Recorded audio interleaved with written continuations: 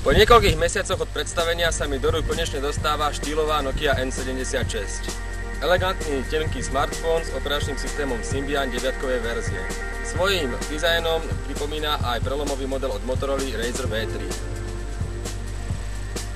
Niektorí moji kolegovia kritizujú konštrukciu a spracovanie Nokia N76. Ja v tomto smere až taký kritický nebudem. Spomeniem akurát ťažkopádne otváranie prístroja jednou rukou, keďže sa medzi ramenami nenachádza žiadna štrbina.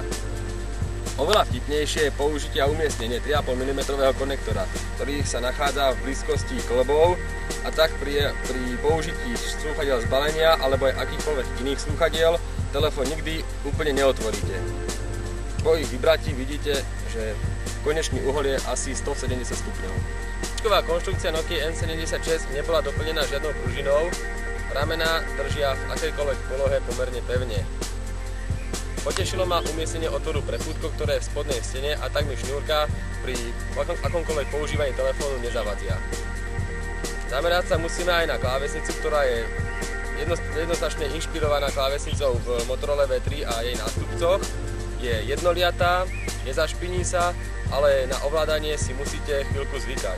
Pri rýchlom písaní sa pripravte na preklepy a omyl medzi trojkou a červeným tlačidlom môže byť niekedy veľmi problematický, keďže Symbian rád ukončuje aplikácie práve s tlačením červeného tlačidla. Použitie 3,5 mm konektora priamo na tele prístroja a trojice hudobných tlačidiel pod externým displejom dávajú najavo, že Nokia N76 je hudobný telefón.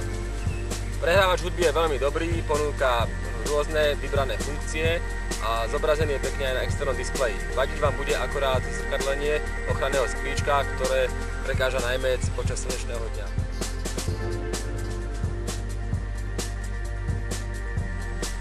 Umiestnenie 3,5 mm konektora, ktorý blokuje otvorenie horného ramena, nie je len smiešné, ale aj komplikuje prácu s telefónom, ktorá je pohodlná práve pri tomto takmer 180 stupňovom uhle, keďže je displej a klávesnica takmer v jednej rovine.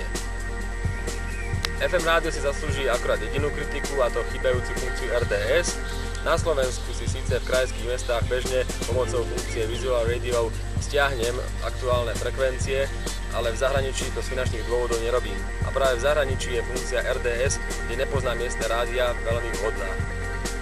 Veľmi milým prekvapením je dynamický rozsah hlasného reproduktora Nokia N76. Tento telefón bez problémov ozvučí celú miestnosť a prehráva nielen výšky, ale vyniká aj reprodukciou hĺbok. To znamená, že počúvanie hudby nahlas a pozeranie videí je veľmi príjemným zážitkom.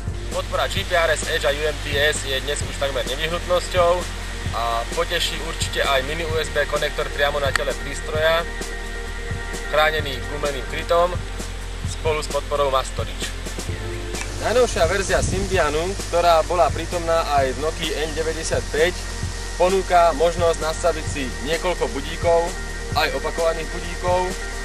Takisto označuje spustené aplikácie priamo v menu a výsadou všetkých Symbianov predávaných v tejto dobe je aj príprava nastavení pre MMS-ky a dátové funkcie. Priamo v menu Nokia N76 nájdete možnosť zmeny vzhľadu ponuky funkcií. Sú tu 4 možnosti, z toho 2 sú veľmi pekné trojrozmerné zobrazenia.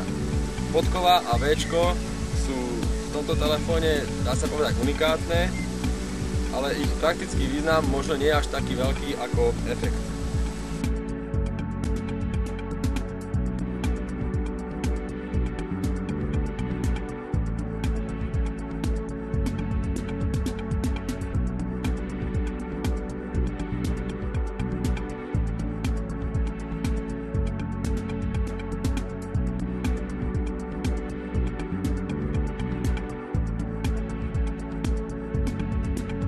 Nokia N76 je pekný telefón, u ktorého vyzdvihnem najmä multimediálne funkcie, teda 3,5 mm konektor, mini USB konektor a prehrávač hudby s trojicou hudobných tlačidiel.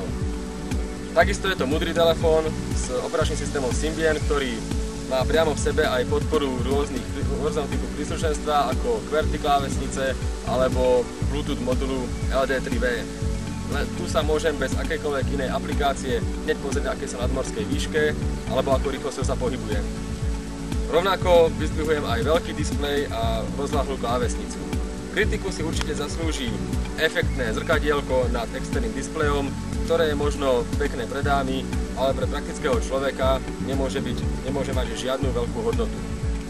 Kritiku si zaslúži aj 700 mAh batéria pod pevne zasunutým krytom.